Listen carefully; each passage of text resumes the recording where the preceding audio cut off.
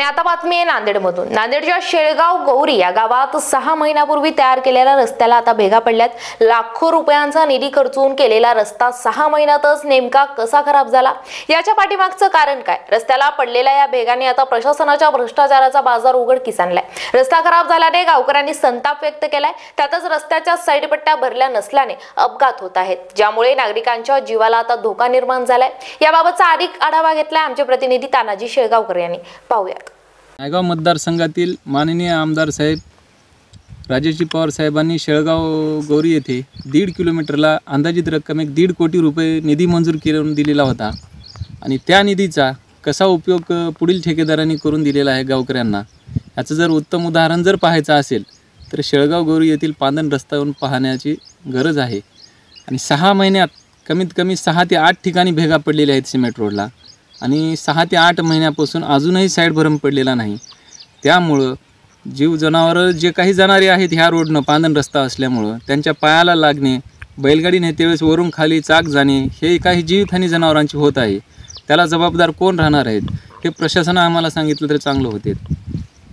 Side भरम न पडल्यामुळं वारंवार हे जागोजागी जे भेगा पडलेले आहेत ते साईड भरम न पडल्यामुळे होत आहे आणि 2 गाड्या पास होत नाहीत। त्यामुळे 2 गाड्याचा सुद्धा पासिंगचा प्रॉब्लेम येऊ लागला आहे। आणि जे काही साहेबांनी निधी दिलेला आहे ते निधी दिल्यानंतर रोड पूर्ण झाला। रोड पूर्ण झाल्यानंतर माननीय आमदार साहेबांनी येऊन पाहणी केली आणि त्यांना वारंवार सूचना दिल्या होत्या की तुम्ही साईड भरम आधी टाकून द्या, जनावरांना शेतकऱ्यांना त्रास होत आहे या गोष्टीचा म्हणून। हे सर्व सूचना दिलेल्या असताना सुद्धा अजूनही साईड भरम पडलं नाही।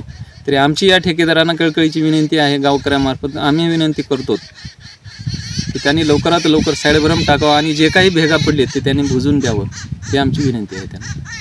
राजेश पवार यांनी निधी दिलेले आहे आणि हे काम रोडचं निकृष्ट दर्जाचं झालेलं आहे।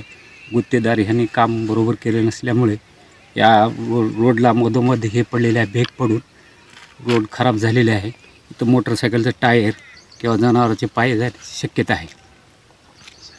याला टाकलेलं नाही, साईड भरम भरल्यानंतर दुसरी गाडी पास व्हायची होते। तर आपण भूमिका काय करते हे साईड भरम टाकून जेणेकरून डबल गाडी पास होईल याची व्यवस्था करून द्यावी।